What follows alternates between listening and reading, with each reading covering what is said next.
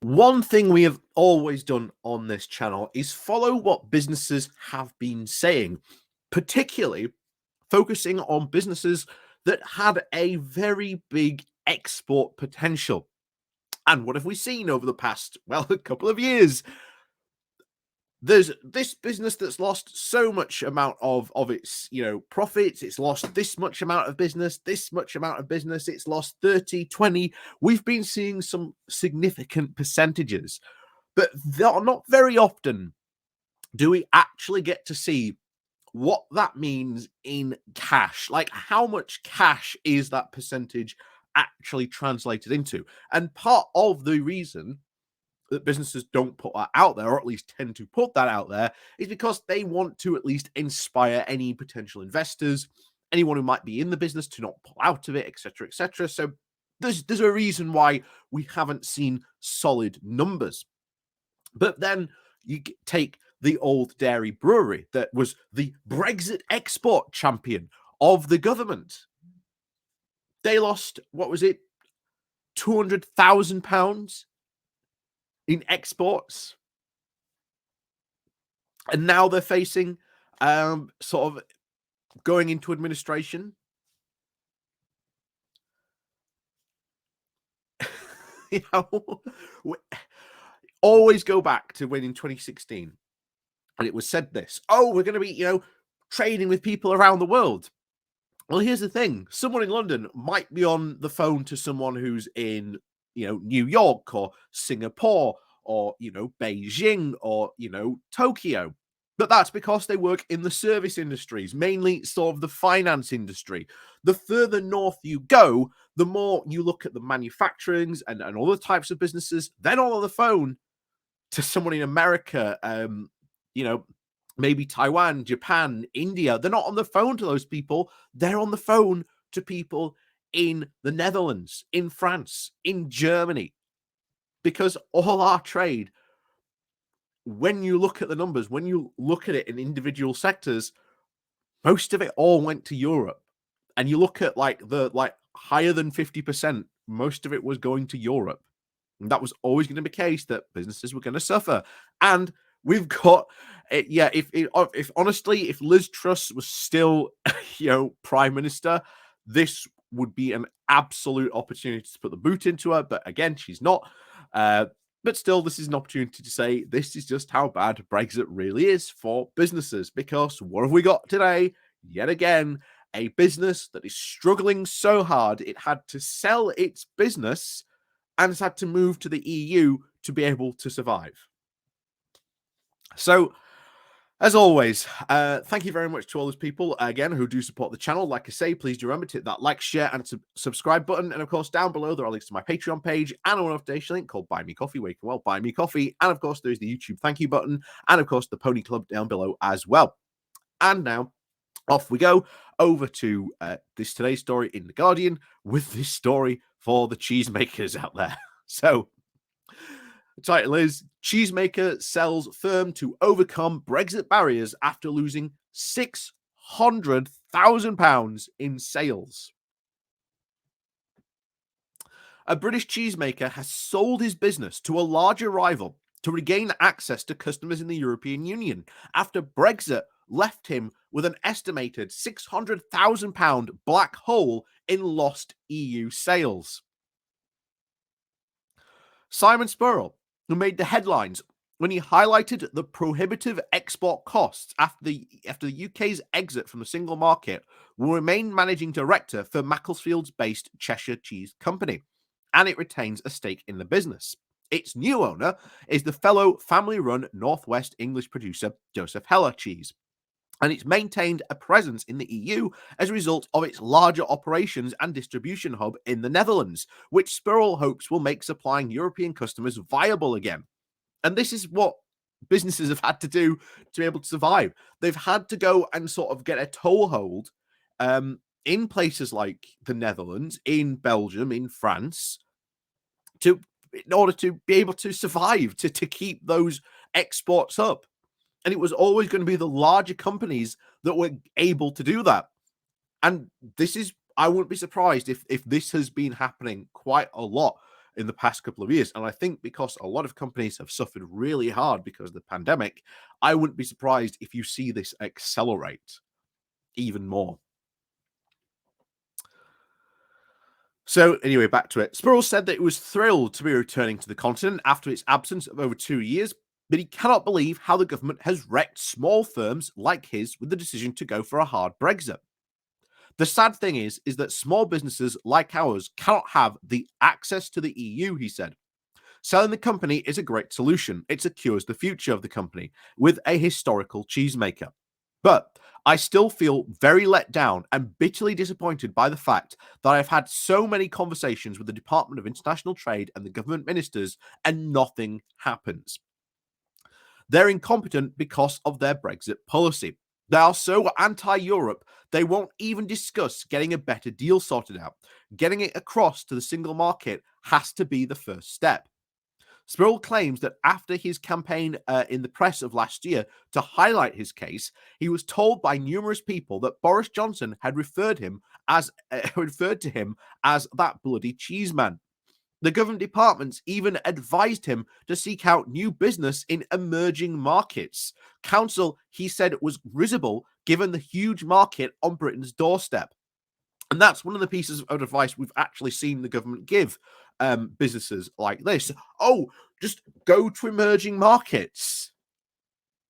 Well, what does that mean? That means go to somewhere like America, Canada, Australia, New Zealand. But as we've explained time and time and time again, it is not easy to do that. You can't just go start selling your cheeses in another quote emerging market. That's not how trade works. It's not that easy to do. It can take years to actually see a profit from exporting sometimes. And especially the cost can sometimes be really prohibitive. Like we discussed, we did a video about it. Oh God, I think it was last year. We must have done maybe even in 2020 when we did it. I can't remember when we did it now, but we talked about the costs of actually trying to send something to one of these emerging markets, and just the cost made it completely cost prohibitive to actually do. But there you go. Back to it. So Spurl founded his business back in 2010, selling the wax-wrapped trunklers, I think that's how I say it, of cheese racked up with numerous awards from over 15 artisan varieties, including cheddar, Cheshire, and royal blue. It grew about by 30% a year, and by 2019, he had decided to invest at least £1 million in a warehouse in Macclesfield to try and fulfill orders in Europe for long-standing favourites, including Irish whiskey, the stem ginger cheddar, and a gold winner at the International Cheese Awards. But when the Brexit export rules came into force, he was hit with veterinary certificate charges of up to £180 on retail orders to customers in the EU, even for those buying personal gift packs just worth £30, making his business unviable overnight. As we were saying, just look about how unviable that is. And that won't be just to like places like the EU. That will be very, very much different costs, maybe even higher costs to going to other countries. So you can't just go to another country. It's not that simple. But back to it. In 2021, the first year of the Brexit trading operations, he lost over £240,000 in wholesale customers and business in Europe, and was looking to hold at least another £350 there this year. And although the soaring domestic demand during the pandemic cushioned the losses, he could not see a route to return to the single market as a small business. Spurl said that the alliance with Joseph Heller, a much larger concern, offered strategic means of dealing with the costly Brexit trade barriers. He said, if you are large enough, you can mitigate the increased costs because the cost of the paperwork for one pallet of cheese can be spread across 100 pallets. It is also benefiting to all the customers in the EU because they can get a local delivery rate, he added. He said that the deal, which was undertaken at an undisclosed sum, was also great news for his workforce. A head office, the production and warehouse staff will all be retained, and about 14 full additional part-time jobs will be created.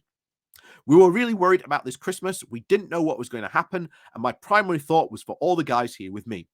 They are all now catered for with this fantastic company that we joined. It gives them a great term future security. George Heller, the group of managing director of the Joseph Heller, said, "We're delighted to welcome the Cheshire Cheese Company. Together, we're confident that we can extend its reach across the UK and Europe. Countless customers and businesses have been hit by these extra Brexit costs since 2020, and the additional delivery costs, sometimes making sales to even purchase from Europe completely prohibitively expensive. Recent analysis of the trade statistics by the European and Social Research Institute shows that trade from the UK to the EU was 16% lower than if Brexit had not happened." And you know what? Great. I'm really glad this guy managed to survive. But he was only put in that position because of this super hardcore um, Brexit deal that was done, and that should have never have happened. That should have never have happened at all. And unfortunately, he's the lucky one. He's lucky because, as he said in the article, unless you are a large business and you can get that toehold in Europe, you know, you might be fine. You might be safe. But if you're a small or medium company that was previously, exporting to Europe because we were in the single market customs union, you're out of luck. And unfortunately, there is not going to be that bigger, larger company that comes across and, saves smaller companies or even medium-sized companies. That is not going to happen to everyone. And we've seen countless businesses on this channel, from like national, regional, and local newspapers, come out and said, "Yeah, we're no longer exporting to Europe because it's too expensive." And then, of course, in comes the Department of International Trade with its usual, literally copy and paste spiel of, "Don't worry, just export to these emerging markets. You'll be fine." It's not how it's not how it works. And in this case, he got lucky. He got really lucky. And I'm glad he did, because as we've always said when we talk about this is people losing jobs, livelihoods, businesses that, again, he'd spent over 10 years building up. Thing is, there are hundreds of thousands of probably other businesses and companies that are in just the same state thinking, what do we do? And for every business that gets, saved like this, there are businesses that have to lay off staff, maybe close down operations, shrink, reduce their output. It's not good. It really isn't. And like I say, those stories, they're the ones that don't tend to be reported very often. So, as always, thank you very much for watching. As always, please do remember to hit that like, share, and subscribe button. And of course, down below, there are links to my Patreon page and a one-off link called Buy Me a Coffee, where you can, buy me a coffee. And as always, thank you very much for watching, and we'll see you all next time.